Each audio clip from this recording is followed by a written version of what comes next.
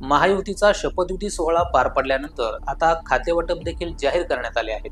मात्र यंदाच्या मंत्रिमंडळात अनेक जुन्या नेत्यांना डावलला असल्याने काही नेते नाराज असल्याचं बोललं जात आहे. विशेष करून राष्ट्रवादी काँग्रेस पक्षाचे ज्येष्ठ नेते छगन भुजबळ यांना मंत्रिपद न दिल्याने ते नाराज झाले आहेत. शिवाय त्यांच्या कार्यकर्त्यांमध्ये नाराजी असल्याचं बोललं जात आहे. आपली हीच नाराजी त्यांनी उघडपणे व्यक्त केली आहे.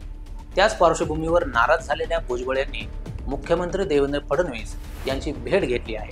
खरं तर अशा वेळेला त्यांनी त्यांच्या पक्षप्रमुखाला अर्थात उपमुख्यमंत्री अजित पवारांना भेटणं अपेक्षित होतं. मात्र तसं न करता त्यांनी फडणवीस यांची भेट घेतली. त्यामुळे राजकीय वर्तुळात खळबळ उडाली आहे.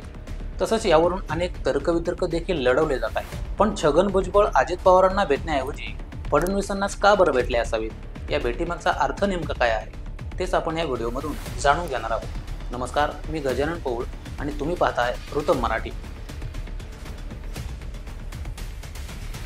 राष्ट्रवादी काँग्रेसचे प्रमुख नेते छगन भुजबळ यांना मंत्रिपद न दिल्याने त्यांच्या समर्थकांना धक्का बसला आहे. भुजबळ यांची निराशा देखील लपून राहिलेली नाही. खरं तर पक्षासाठी त्यांनी दीर्घकाळ योगदान दिले. मात्र असं असूनही मंत्रिमंडळात स्थान न मिळाल्याने भुजबळांनी राष्ट्रवादीचे नेते अजित पवार यांच्यावर उघडपणे टीका केली.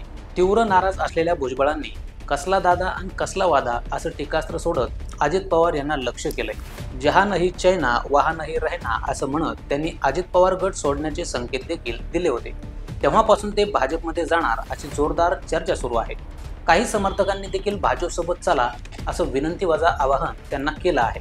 त्याच पार्श्वभूमीवर भुजबळ यांनी मुख्यमंत्री देवेंद्र फडणवीस यांची मुंबईत भेट घेतली. त्यांची ही बैठक सुमारे 40 मिनिटं चालली.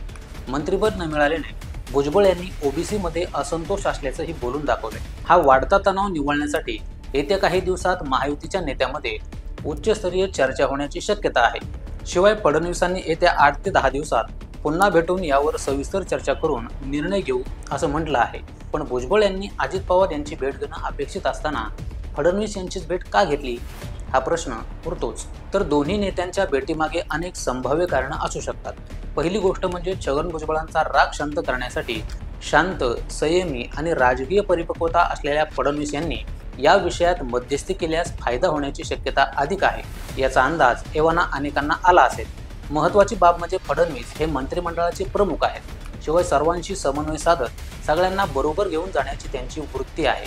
त्यामुळे तेच आपल्याला न्याय देऊ शकतात. याच भावनेतून छगन भुजबळ यांनी फडणवीस यांची भेट घेतली असल्याची शक्यता आहे.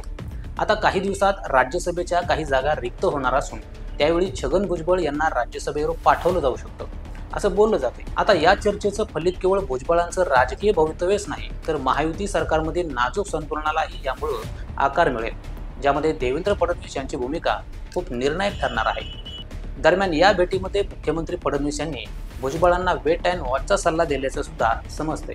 त्यामुळे आता या वाटाघाटी कशा उलगडतात, मुख्यमंत्री फडणवीस नेमका कोणता निर्णय घेतात याकडं ओबीसी समाज आणि राजकीय निरीक्षकांचं बारकाईने लक्ष असेल. या संदर्भात तुम्हाला काय वाटतं? मुख्यमंत्री देवेंद्र फडणवीस हे भुजबळ यांच्या बाबतीत कोणता निर्णय घेतील ते आम्हाला कमेंट करून जरूर सांगा. आणि असेच माहितीपूर्ण व्हिडिओज पाहण्यासाठी चॅनलला सबस्क्राईब करा.